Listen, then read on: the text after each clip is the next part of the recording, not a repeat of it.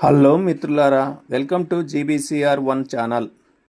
తరచూ ఏదో ఒక చోట వంట గ్యాస్ ప్రమాదాలు జరుగుతూనే ఉన్నాయి. కొన్నిసార్లు ప్రాణ నష్టం, మరికొన్నిసార్లు గాయాల పాలవుతున్నారు. గ్యాస్ వల్ల ఎన్ని లాభాలు ఉన్నాయో అప్రమత్తంగా లేకపోతే అదే స్థాయిలో ప్రమాదం కూడా లేకపోలేదు.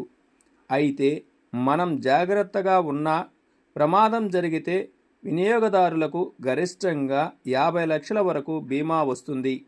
అది కూడా మనం ₹1 చెల్లించకుండానే వస్తుంది. గ్యాస్ సిలిండర్ బుక్ చేయగానే బీమా కూడా వర్తించడం మొదలవుతుంది. అయితే ఇది చాలామందికి తెలియదు. గ్యాస్ బండ పేలిన వెంటనే ఏమి చేయాలి అనే విషయాన్ని తెలుసుకుందాం. సిలిండర్ పేలి ప్రమాదం జరిగిన వెంటనే సమీప పోలీస్ స్టేషన్, ఎల్పీజీ డిస్ట్రిబ్యూటర్ ఏజెన్సీకి సమాచారం అందించాలి. వారు వచ్చి ప్రమాద ఘటనపై విచారణ జరుపుతారు. సిలిండర్ పేలడం వల్లే ప్రమాదం జరిగిందని భావిస్తే సంబంధిత ఆయిల్ కంపెనీ బీమా సంస్థకు డిస్ట్రిబ్యూటర్ సమాచారం అందిస్తారు. బీమా పొందేందుకు మరణ ధృవీకరణ పత్రం, పోస్టుమార్టం నివేదిక, చికిత్సకు సంబంధించిన మెడికల్ బిల్లులు, రసీదులు ఇవ్వాలి. 2019లోనే లోక్సభలో కేంద్ర పెట్రోలియం శాఖ మంత్రి ఎల్పీజీ పేలుడు బాధితులకు బీమా అందిస్తున్నట్లు తెలపడం జరిగింది.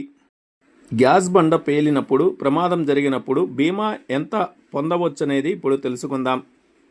కేవలం ఆస్తి నష్టం జరిగితే 2 లక్షలు బీమా వస్తుంది. ప్రమాదంలో మృతి చెందితే వ్యక్తిగత బీమా కింద 6 లక్షలు పొందుతారు. ప్రమాదం బారిన పడి చికిత్స పొందుతున్న ఒక్కో సభ్యుడికి 2 లక్షలు వస్తుంది. కుటుంబం మొత్తానికి గరిష్టంగా 50 లక్షల బీమా లభిస్తోంది.